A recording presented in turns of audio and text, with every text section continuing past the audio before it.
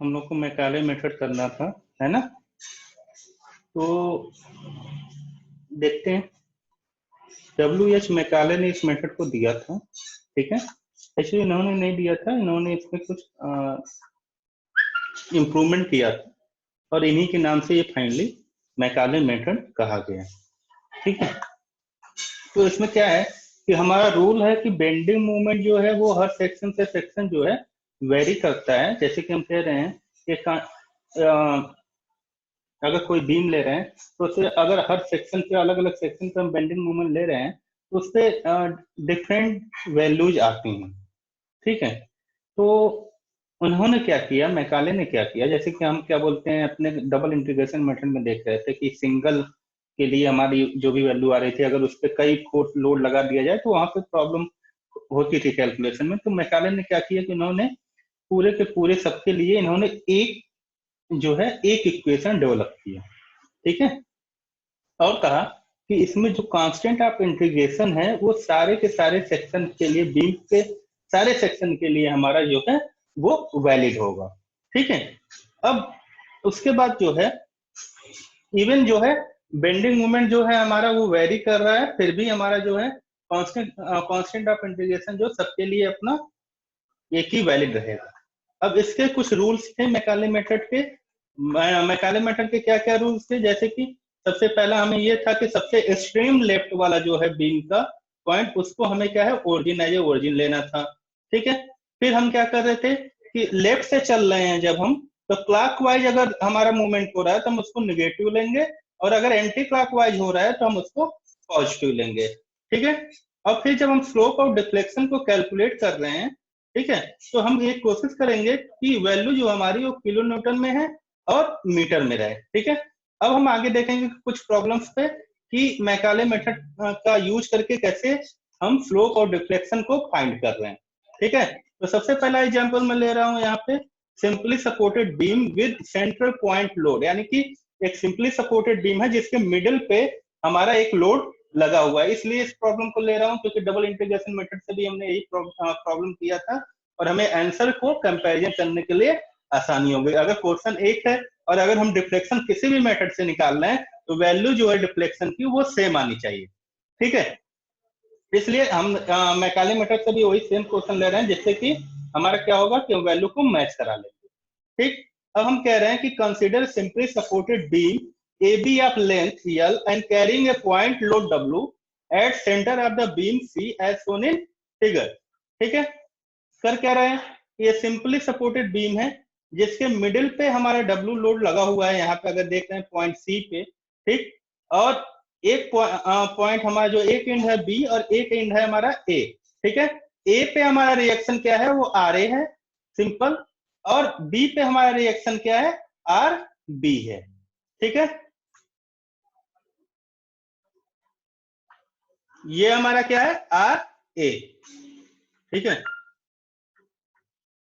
अब due to symmetry क्या होगा, ड्यू टू सिमेट्री ये होगा कि डब्लू लोड जो है वो डब्लू बाई टू दोनों ही आर ए और आर बी क्या है हमारा इक्वल होगा, और दोनों पे ही हमारा डब्लू बाई टू की वैल्यू आ जाएगी, ठीक है। अब क्या होगा,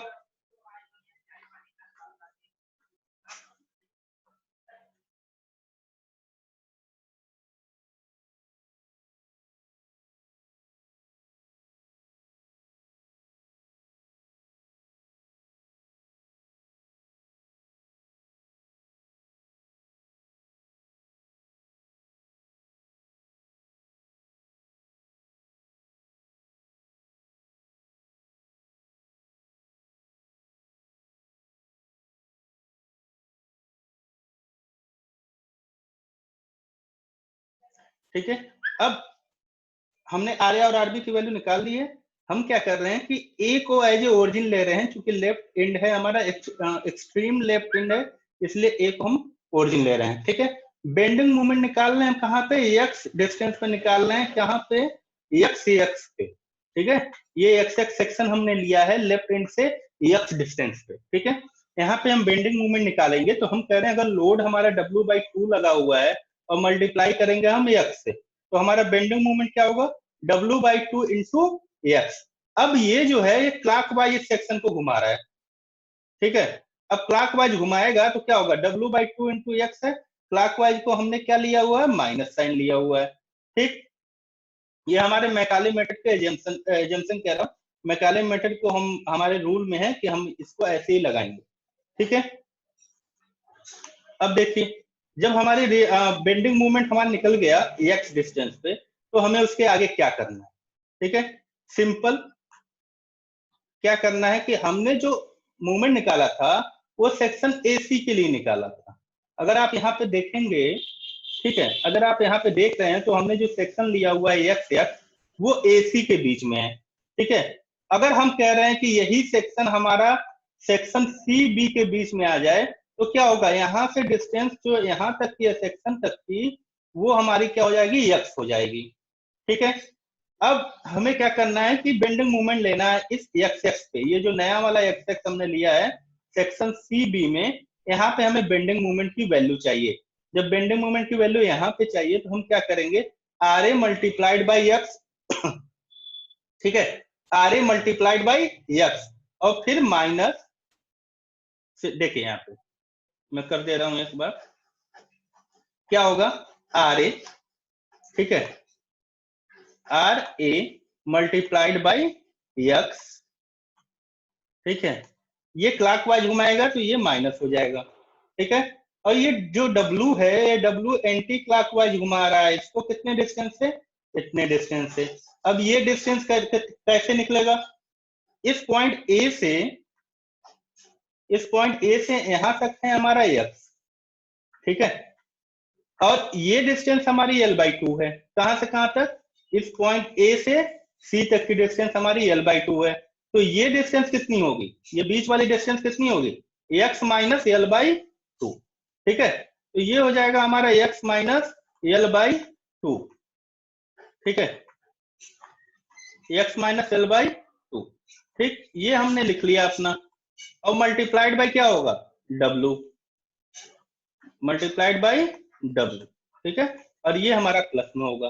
ठीक है, अब ये जो हमारा बेंडिंग मोमेंट आया है सेक्शन CB के लिए, ये बेंडिंग मोमेंट हम क्या करेंगे, यहाँ पे अपना लिख लेंगे।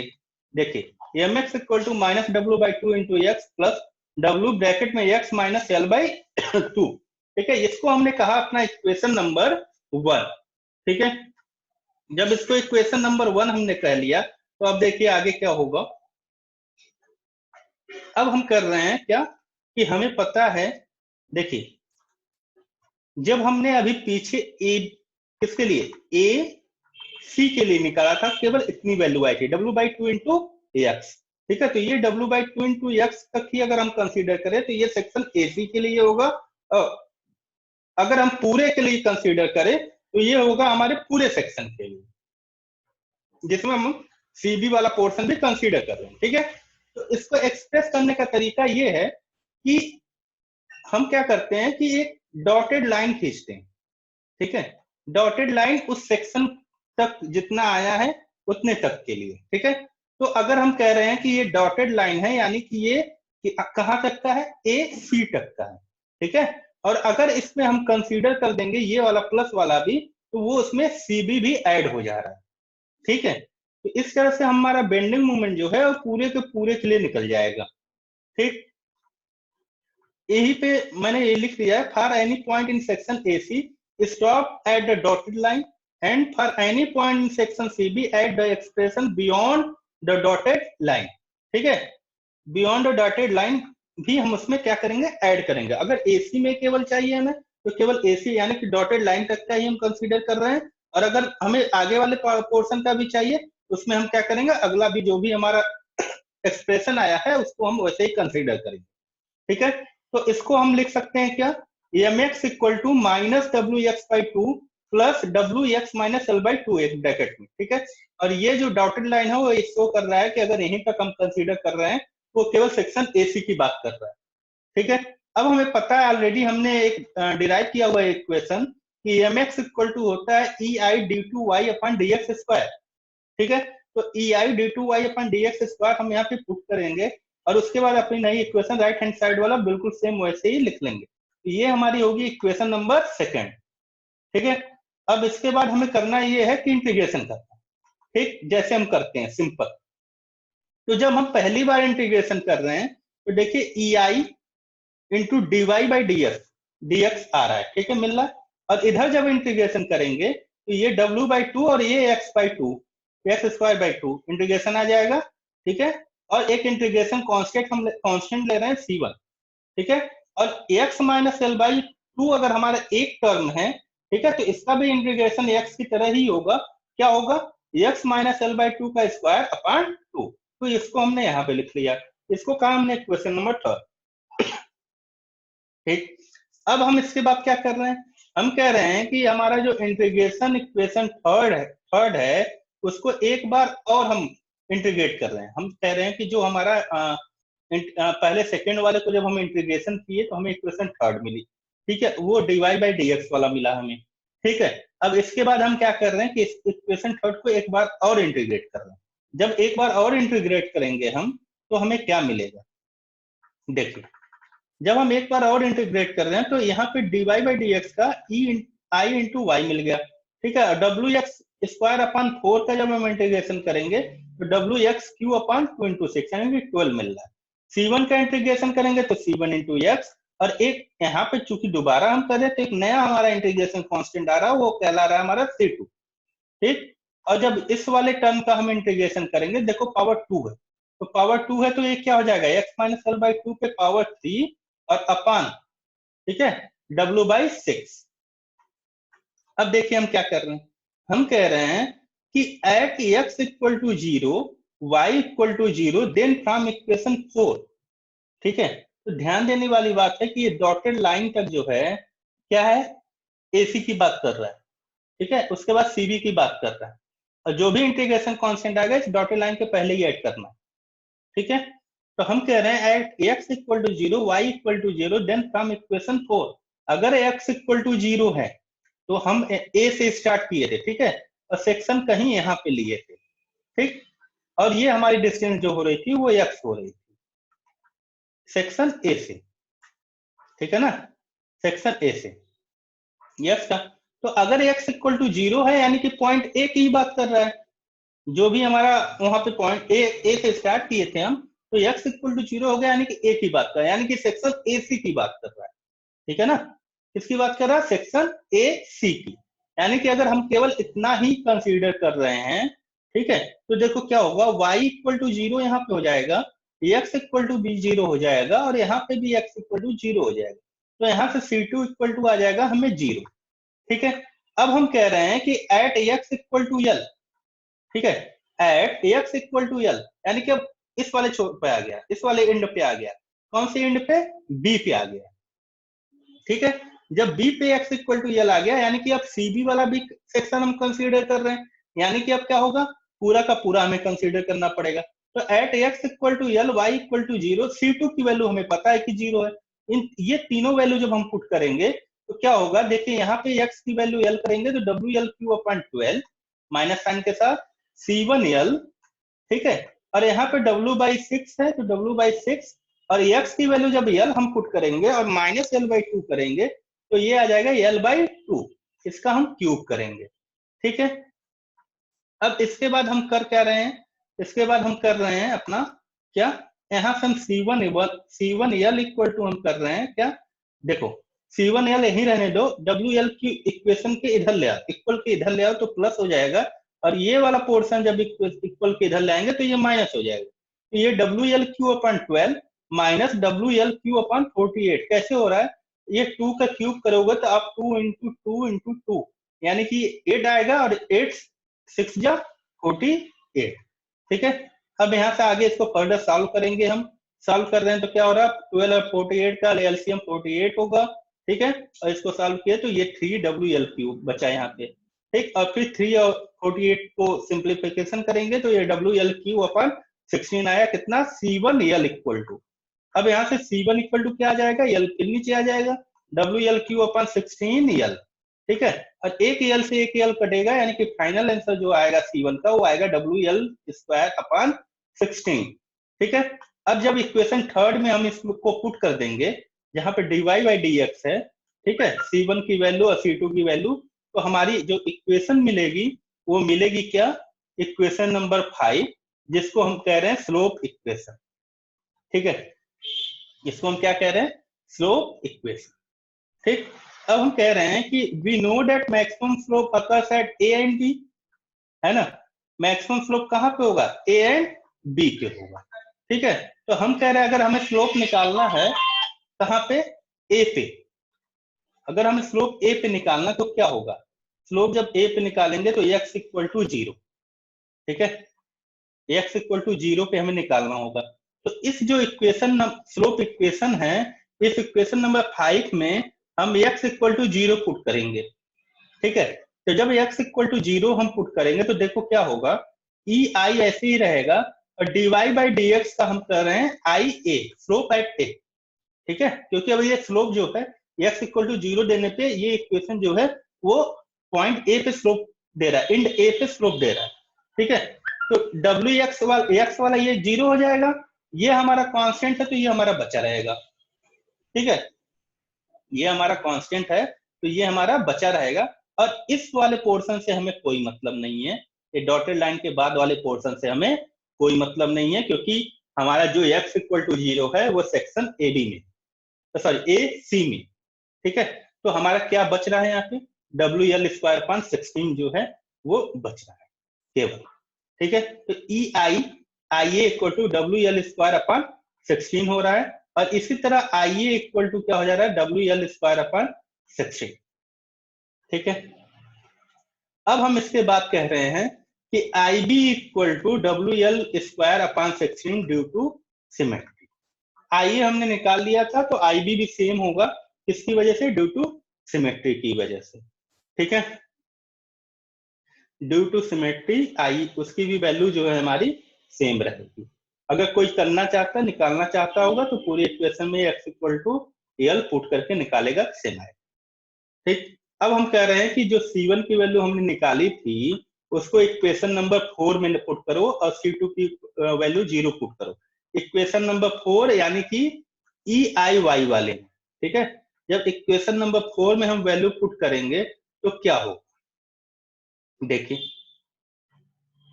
जब इक्वेशन नंबर 4 में वैल्यू हम पुट कर रहे हैं तो हो रहा है हमारा, देखिए सिंपल, C2 की वैल्यू 0 आ जा रही थी। ठीक है, और C1 x था तो C1 की वैल्यू पुट किए तो डब्ल्यू एल स्क्वायर एक्स आ गया। ई आई इंटू वाई की वैल्यू ये आ गई हमारी, इक्वेशन नंबर 6 हमने कहा इसको। ठीक है, जब इक्वेशन नंबर 6 हमने कहा तो इसके बाद हम क्या करें? इसको कह रहे हैं कि ये हमारा डिफ्लेक्शन इक्वेशन है। ये हमारा क्या है? डिफ्लेक्शन इक्वेशन है। ठीक है, अब कहीं पे भी हमें डिफ्लेक्शन चाहिए होगा तो हम इस इक्वेशन पे x की वैल्यू अपनी जहां पे भी चाहिए होगा उस सेक्शन की x की वैल्यू जो भी आ रही होगी a से, उसको पुट करेंगे और निकाल लेंगे। लेकिन हमें ये ध्यान देना है कि अगर केवल AC के सेक्शन AC के बीच में है, पार्ट AC के बीच में, तो केवल डॉटेड लाइन तक लेना है, और अगर पूरा हम ले रहे हैं, इधर वाला भी पोर्शन ले रहे हैं, CB वाला भी, तो ये कंसीडर कर देना, इधर वाला भी पोर्शन, जो भी एक्सप्रेशन हमने निकाला है उसको हम क्या करेंगे? कंसीडर करेंगे। ठीक है, अब देखिए,